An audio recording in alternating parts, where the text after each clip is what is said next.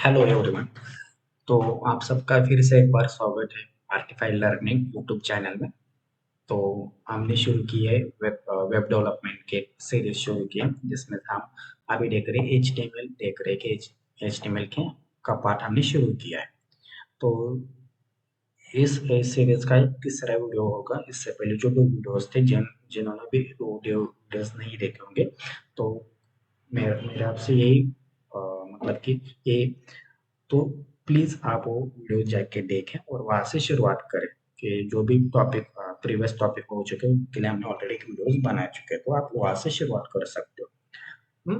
तो हमने इससे पहले वीडियो में देखा था कि HTML क्या है, किस तरह से काम करता है, और HTML कैसे बना, कब बना, किस पर्पज के लिए बना। उसके बाद WW क्या होता है, मतलब कि वर्ल्ड वाइड वेब क्या होता है, किस तरह से वो काम करते हैं। उसके बाद हमने थोड़ा बहुत ये भी देखा था कि डोमेन क्या, मतलब होस्टिंग क्या होता है, डोमेन क्या होता है। एक नॉर्मल एक ओवरव्यू, इन सब का एक ओवरव्यू देखा था। तो उसके बाद हमने ये भी देखा था कि हाइपर टेक्स्ट क्या होता है, उसके बाद मार्कअप लैंग्वेज क्या होती है, और उसको हमने एग्जांपल के थ्रू देखा भी था कि किस तरह से वो दोनों चीजें काम करती है। ठीक है। तो जिनका यहाँ तक अगर किसी यहाँ तक मेरे ख्याल से जो कोई भी इस वीडियो पे आ रहे हैं तो उनके ये सारे सेगमेंट कंप्लीट हो चुके होंगे, तभी वो इस वीडियो की तरफ आ रहे हैं। अगर किसी के भी वो कंसेप्ट क्लियर नहीं है तो आप पहले वीडियोस को देख लें, उसके बाद आप इस वीडियो के ऊपर आ सकते हो। ओके। तो ज्यादा देर ना केवल हम शुरू करते हैं। तो आज क्या देखने वाले, आज देखने वाले हम कि भाई HTML का टेम्पलेट जो अभी आपको स्क्रीन के ऊपर दिखाई दे रहा है, ये क्या होता है ना, HTML का टेम्पलेट होता है कि कुछ भी हम करने वाले HTML में, जो कुछ भी हम पेज बनाएंगे, कुछ भी बनाएंगे, वो इस उसके लिए हमें इस टेम्पलेट की जरूरत पड़ती है। तो पेज बनाने के लिए सबसे पहले उसमें कुछ ऐड करने से पहले देखना है कि ये क्यों लिखना पड़ रहा है हमें, ये जो चीजें है यहाँ पर, ये जो लिखा हुआ है, इन सबका मीनिंग क्या है, क्यों लिखना पड़ रहा है, और इनका काम क्या है। जैसे कि देखो ये आप लिखा है डॉक्यूमेंट टाइप HTML का, इसका काम क्या है, इस HTML का काम क्या है, हेड का क्या काम होता है, बॉडी का क्या काम होता है। तो इन सभी चीजों को क्या करेंगे आज हम डिटेल में देखेंगे। तो आप कभी भी अगर HTML में काम करते हो तो नॉर्मली आपको इसी टेम्पलेट के बीच में क्या करना पड़ता है, काम करना पड़ता है। ओके। तो शुरू करते हैं। तो सबसे पहले आपको एक फर्स्ट लाइन पे क्या दिखाई दे रहा हो, फर्स्ट लाइन पे दिखाई दे रहा होगा कि आप लिखा है डॉक्यूमेंट टाइप। अब इसका काम क्या होता है, एक्चुअली क्या होता है ना, डॉक्यूमेंट टाइप का काम होता है कि ब्राउजर को बताना कि हम HTML5 में काम कर रहे हैं। मतलब क्या था ना कि HTML4 में भी काम किया जाता है, मतलब कि अब HTML5 आ गया, इसका मतलब ये नहीं कि HTML4 में जो वेबसाइट बनाई गई थी या फिर उसके ऊपर जो काम किया था वो बंद पड़ गया या फिर उनका यूज नहीं हो रहा है। नहीं, ऐसा नहीं है, उनका यूज हो रहा है, वो भी वेबसाइट अच्छी तरह से काम कर रही है, वो भी वेबसाइट अभी भी ब्राउजर के ऊपर आप उनको एक्सेस कर सकते हो, उनको देख सकते हो। अब क्या होता है ना कि अब ब्राउजर को बताना पड़ता है कि हम जो काम कर रहे हैं, जिस HTML में हम काम कर रहे हैं वो HTML5 है। अब वो बताने के लिए क्या होता है ना, हमें इस डॉक्यूमेंट टाइप को लिखना पड़ता है। इससे क्या होता है ना, जब मेरा ब्राउजर जब कभी भी इस वेब पेज को क्या करेगा, रीड करेगा, इस HTML को रीड करेगा, देन ब्राउजर अंडरस्टैंड कि this is HTML which is created in HTML5। Okay. तो इतना ही मीनिंग है इसके, इसके लिए हम इसको यूज करते हैं जस्ट लाइक सिर्फ बताने के लिए। हम्म। अब हम आते हैं नेक्स्ट नेक्स्ट जो एलिमेंट है हमारा HTML। अब क्या होता है जो HTML है, अभी क्या है ना, HTML एक रूट एलिमेंट है। HTML it is an root element of our web page. आप यहाँ पर जितने भी टैग है वो सारे के सारे क्या होंगे, उस HTML के टैग के इनर में आते हैं, अंडर आते हैं सारे के सारे टैग। विदाउट HTML हम एक HTML मतलब कि वेब पेज नहीं बना सकते इस HTML टैग के बिना। तो ये रूट एलिमेंट है।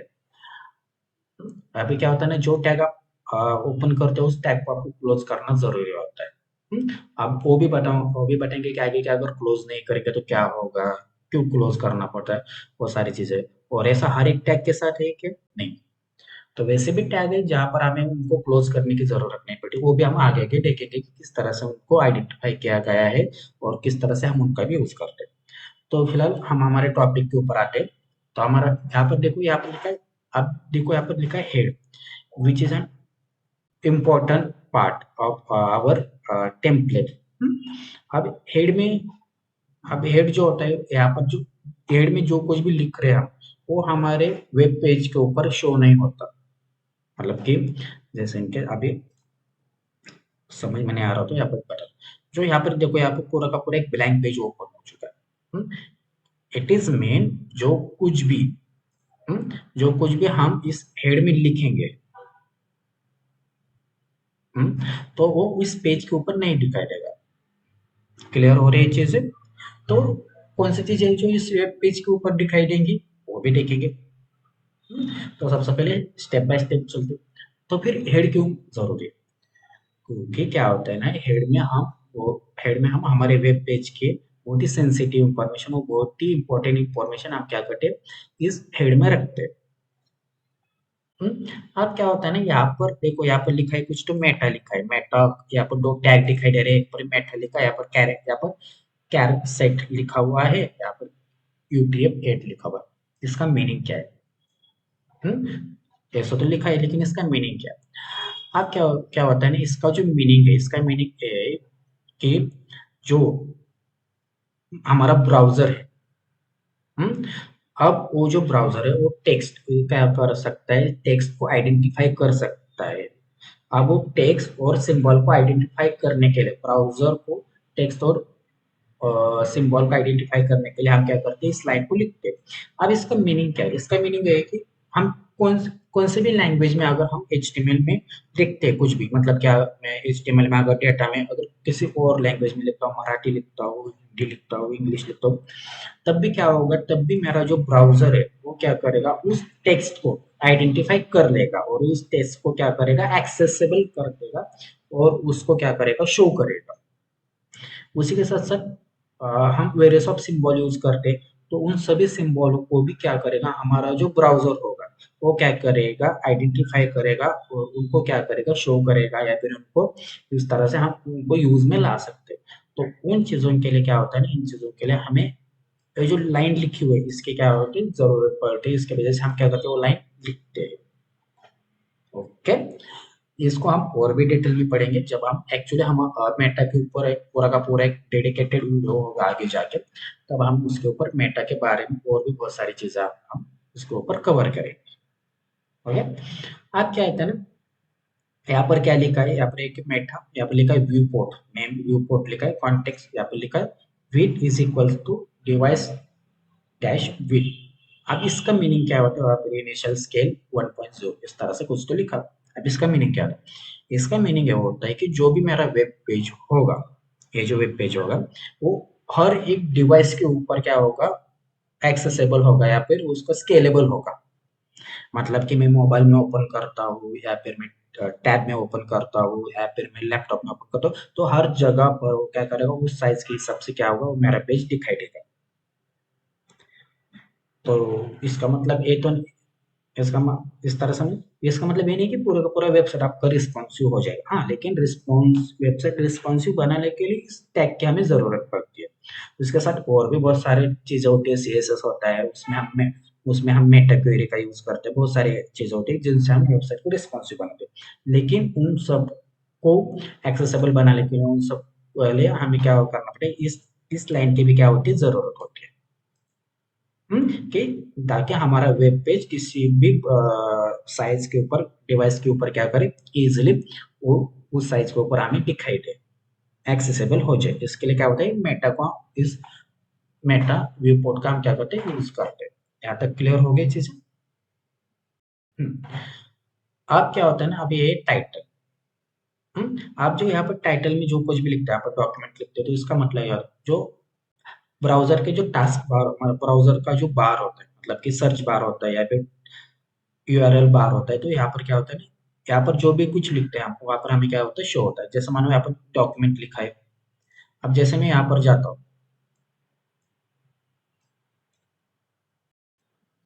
तो यहाँ पर देखो, जैसे यहाँ पर लिखा हुआ डॉक्यूमेंट, जैसे यहाँ पर जो टास्क बार होता है हमारा, या फिर जैसे मान लो कि ब्राउजर का जो साइड बार होता है, सॉरी, हाँ, साइड बार, ब्राउजर के साइड बार के ऊपर हमें क्या होता है, वो चीज उसका टाइटल शो होता है, जिससे हम पता कर सकते हैं कि ये वेब पेज का टाइटल क्या है, उस वेब पेज का टाइटल क्या है। इस टाइटल के हिसाब से हम मल्टीपल वेब पेजेस को क्या कर सकते हैं, वेरीफाई कर सकते हैं। और ये हम जब एसईओ का यूज करते हैं तब हमें इसकी बहुत मदद होती है। इस हिसाब से हम क्या करते हैं, ब्राउजर को बता पाते हैं कि ए वेब पेज का टाइटल क्या, टाइटल के हिसाब से क्या होता है कि उस वेब पेज को जब सर्च करेंगे तो अब हमें उससे क्या होगी, तो उससे हम सर्च कर पाएंगे। ओके, यहाँ तक क्लियर हो गया। तो ये सारी चीजें क्या होती है, हेड में हमारे आते हैं। यहाँ पर और भी बहुत सारे टैग आते हैं, तब आज जब हम उनका यूज करेंगे उस हिसाब से हम एक एक चीज को क्या करेंगे, देखेंगे। ओके, यहाँ तक क्लियर हो गई सारी चीजें। अब आते हैं हमारे जो इस जर्नी में हमें सबसे ज्यादा हम जिसके अंदर काम करने वाले वो है बॉडी टैग। अब बॉडी क्या होता है, अब यहाँ पर देखो, जो आपको ये पूरा का पूरा एक ब्लैंक स्पेस दिख रहा है, या फिर इसको कैनवास बोल दो, या फिर कुछ भी बोल रहा है, ये जो चीज दिख रही है, ये सारी की सारी चीज जो कंट्रोल में आती है वो होती है बॉडी। इस चीज को आप एचटीएमएल की बॉडी भी कह सकते हो।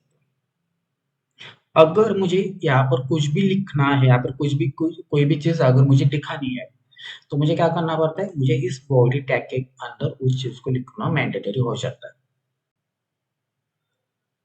ओके, क्लियर हो रही है। फॉर एग्जाम्पल, अगर मुझे यहाँ पर एक टेक्स्ट लिखना है, मुझे एक हेडिंग लिखनी है, मैं एक H1 ली हेडिंग, और यहाँ पर लिखता हूँ मैं,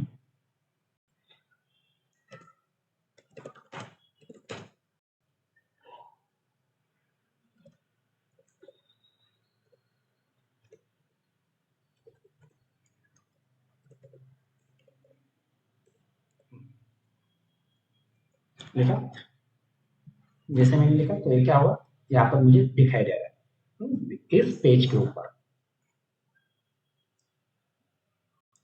दिखाई दे रहा है, इस पेज के ऊपर। तो क्या होता है ना, अब हमें जो कुछ भी करना है, मतलब कि वेब पेज में क्या करना है, टेक्स्ट डालना होगा, या फिर पैराग्राफ डालना है, या फिर इमेज डालनी है, वीडियोस डालने हैं, मैं वो सारी की सारी चीजें क्या करेंगे, जो कुछ भी चीजें हमें लगता है कि हमें शो करनी है, हमें दिखानी है, वो सारी की सारी चीजें क्या होगी, इस बॉडी टैग के अंदर हम क्या करेंगे, उसको लिखेंगे। हम्म? तो यहाँ तक क्लियर हो गया। तो यहाँ तक आपको समझ में आया कि क्या होता है, टेम्पलेट किस तरह से काम करता है। तो इसी की वजह से क्या होता है ना, जब कभी भी हम एचटीएमएल में काम करेंगे, तब हमें इस टेम्पलेट इसी टेम्पलेट के जरिए क्या करना पड़ेगा, हमें हमारा वेब पेज को बनाना पड़ेगा। ओके, यहाँ तक सारी चीजें क्लियर हो गई होगी। तो हम नेक्स्ट वीडियो से देखेंगे कि अब हमें और चीजें, मतलब कि जस्ट लाइक हेडिंग हेडिंग के बारे में सीखेंगे, उसके बाद पैराग्राफ, तो बाकी के बचे हुए सारे के सारे टैग के बारे में सीखेंगे। उसके साथ साथ उन सब टैग का यूज करके हम किस तरह से एक वेब पेज को बना सकते हैं, तो वो सारी चीजें क्या करेंगे, हम नेक्स्ट लेक्चर में सीखेंगे। ओके, यहाँ तक सबको क्लियर होगा। तो फिर अगर किसी को, अगर कोई भी दिक्कत होगी इसमें, तो वो कमेंट बॉक्स में अपनी क्वेरीज लिख सकता है, तो मैं ट्राई करूंगा कि हर एक का आंसर, उस क्वेरीज, उनकी क्वेरी का आंसर करने देने की कोशिश करूंगा। तो अभी के लिए इतना ही, तो मिलेंगे हम अगले वीडियो में। थैंक्स। ओके।